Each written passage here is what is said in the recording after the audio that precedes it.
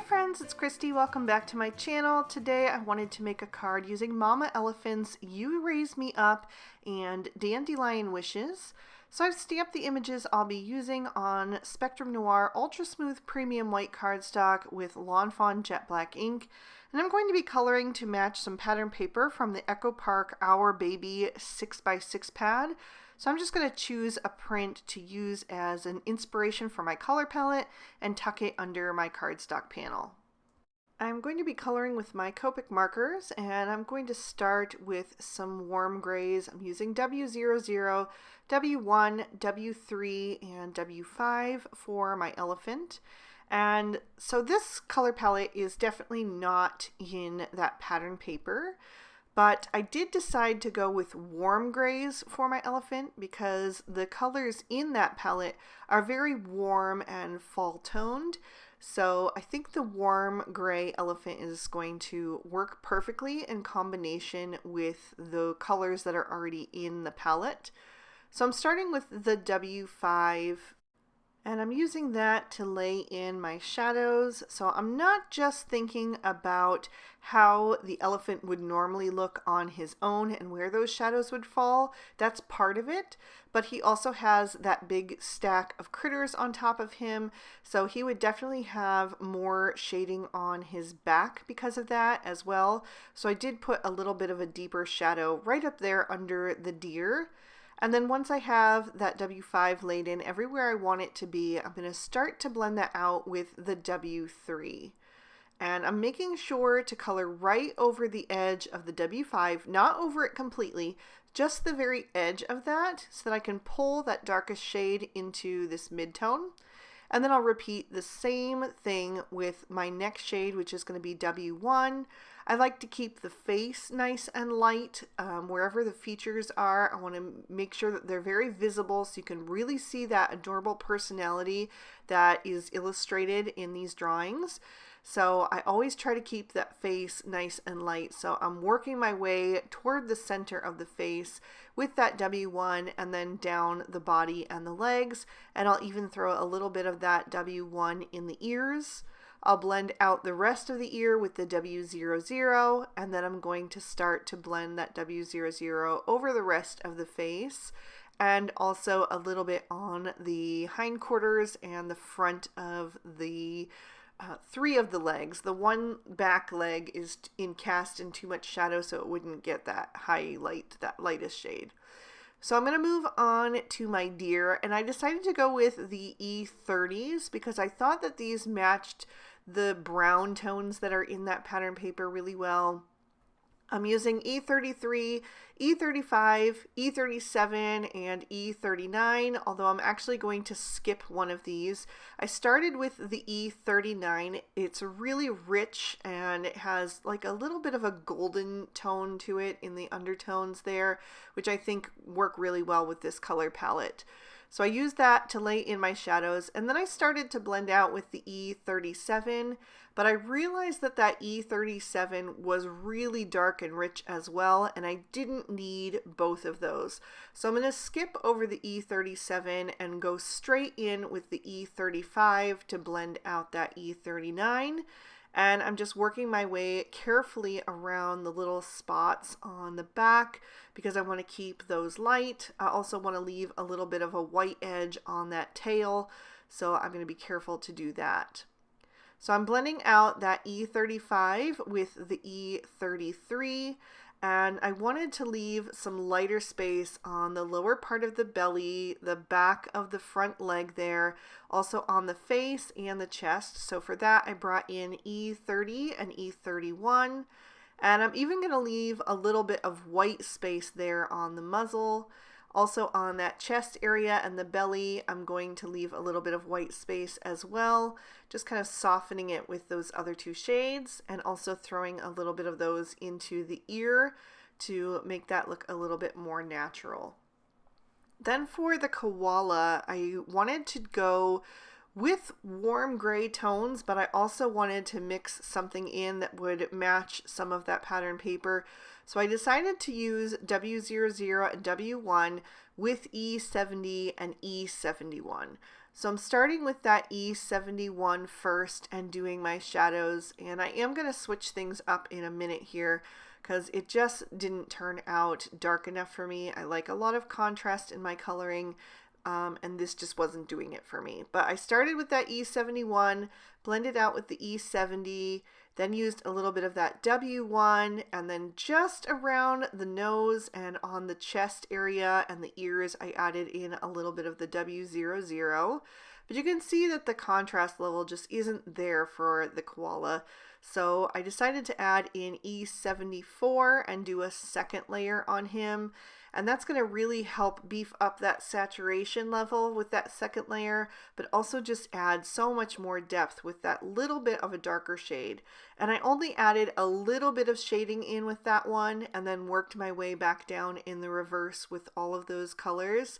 And it made a huge difference. So definitely a different combo for koalas, but I think it's fun and different, and I wanted him to stand out from the elephant and not be exactly the same, and I think I achieved that with that mix of the W's, the warm grays, and those E70s. For his nose, I'm going to use W5, W7, and W9. And I added the shading on the right hand side and worked toward the left. No rhyme or reason for that. It's just natural for me. And then for the mouse, I decided to go back to some browns since there's a lot of browns in that color palette. And this time I'm using some E50s. So I went with E50, E51, E53, and E55. You could probably get away with just 3 shades on him because he's super tiny, but I really wanted to keep that belly and face nice and light, and I did leave a sliver of white space on those, and then I added a little extra of that darkest shade. For the insides of their ears, I went with R000 and R11, and that R11 was a bit sticky. I did just refill all my markers, so it should be flowing nice, but it's not, which tells me that maybe the nib is clogged. So I might need to change that nib, but for now, I just made it work on all of the insides of their ears. But for the rosy cheeks, I decided to switch to R20 and just added a little bit of that. And since they were all a little bit of a medium tone, I didn't even need anything lighter to blend that out with. It just worked as it was. For the greens, I am going to go with G40, G43, and G46. That was the best match to the greens in that pattern paper that I could find. They're a little bit desaturated and olive toned, but also cool toned. So I think these G40s are a good match for that. So I'm going to do all of my dandelion stems and leaves with these 3 shades of green, adding that lightest shade on the tips of the leaves. And then I'm going to bring in that golden mustard yellow in that pattern paper. So I'm going to use YR21 and YR23 and then add in Y11 to brighten it up a bit, just to make it a little more vibrant. So that one that is not quite turned to the fuzz, I just did in yellow, and then the other 2 I just did the very center. And then for the fuzzy part, I used E40, although on its own it wasn't quite dark enough, so I did pull in E41 as well to blend that a bit. Actually, because it was so fresh and so small, I didn't even blend the 2, they just naturally did together. Then I grabbed a black Sakura Jelly Roll pen to go over the eyes of my critters to make them nice and bright and shiny, and trimmed all these images out with their matching dies. For my background, I'm working on some Bristol Smooth Surface cardstock. I die cut both of these with one of the outside-in stitch rectangle stackables from Lawn Fawn, and then also used the mushroom border from Lawn Fawn for the grass portion. It's a 2-part die. I just used the grass. And I actually wanted to watercolor my background, and I decided to pull in some saltwater taffy to match that pattern paper, but it's a little too bright for the desaturated level of the color palette. So I'm going to mix it with a little antique linen just to dull it down slightly.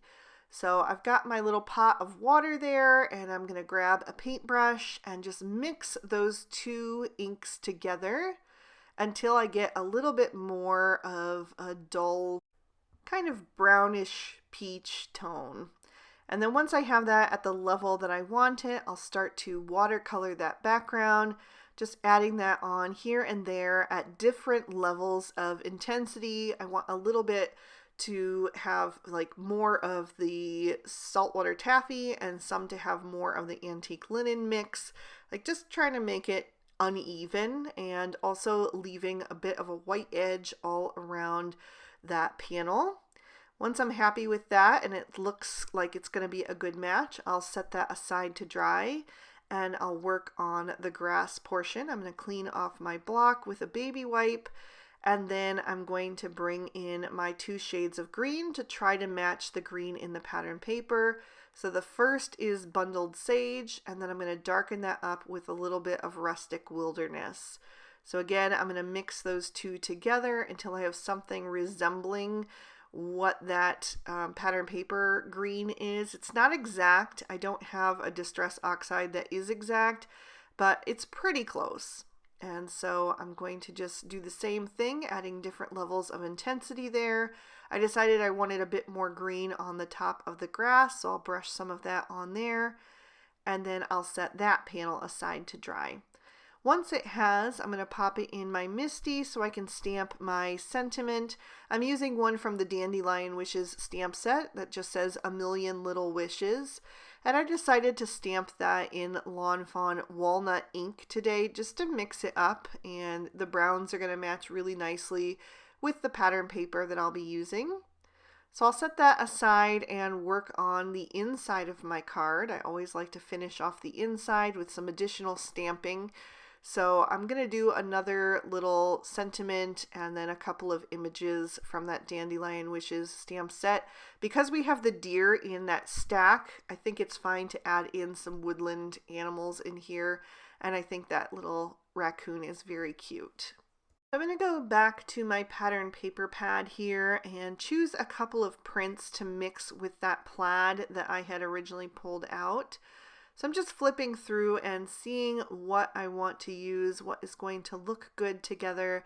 I wanted something that was a bit more muted, so I wanted to pull in maybe one of the brown tones. And I ended up going with this scrap here that has a little bit of a cross stitch print to it. So we've got this leaf pattern and then the cross stitch print and then the plaid. I wasn't sure which of those two plaid pieces that I would use, but I ended up going with the taller one. I trimmed down the leaf print with the largest of the large stitch rectangle stackables from Lawn Fawn, and I am going to glue that to the front of my card base, which is speckled eggshell cardstock from Lawn Fawn. It's going to cover the entire card front, which is an A2 size. It's 4 1/4 wide by 5 1/2 tall.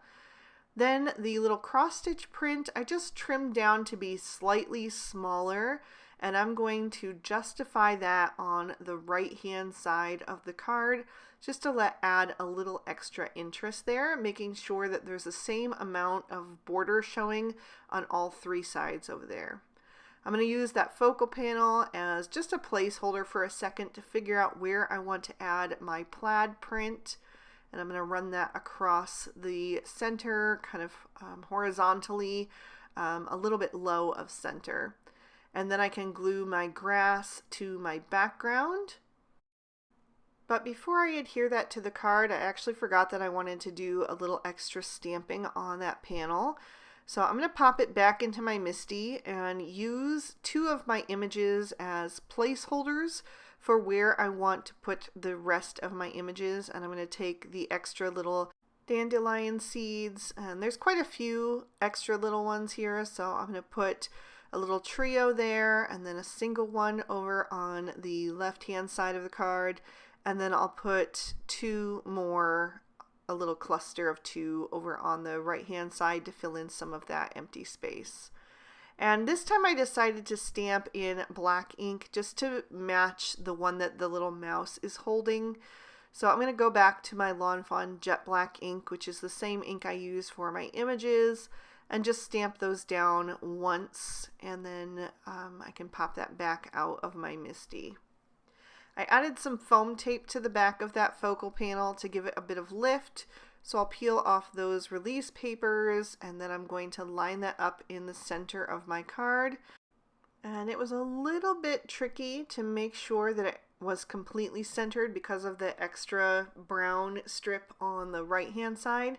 So I just made sure that I got another look at it, and then pressed it into place once I had it pretty straight there.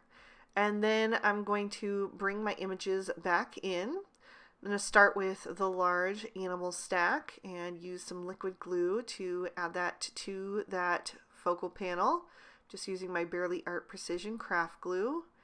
And I'm going to have that kind of toward the center, but a little bit toward the right hand side. And then my idea was to have the elephant kind of blowing the mouse and his dandelion up into the sky, since his trunk is kind of pointing up that way. So I went ahead and adhered the mouse where I wanted him to go. Then I'm going to put one of the dandelions, the dandelion that hasn't gone to seed yet, down right above the sentiment, and then the taller of the two is going to go a little bit more toward the left, a little bit higher in that scene. And then I have this smaller dandelion that is going to fit right below that elephant's ear on the right hand side. So all that's left is to add a little bit of glitter. So of course I wanted to add that to the dandelion wishes. So I'm just going to put a touch of that on each of the little dandelion seeds. And that is going to finish up this card. I will lift that up so you can see all of the sparkle and the detail, and give you another peek at the inside as well. I really hope you guys enjoyed this one. I think it turned out really sweet and is kind of different for fall. A little bit of a softer color palette, but I really like it. If you enjoyed it too, please be sure to hit that like button and leave me a comment down below. I'd love to hear from you. You can subscribe to my channel if you haven't already. All of the products I use will be listed and linked for you in the description bar below in case you'd like to pick up anything for yourself. And if you'd like to keep watching, here are 2 extra videos I thought you might also enjoy. Thank you so much for spending your time with me today. I hope you had a good one, and I will see you soon in another video. Bye-bye!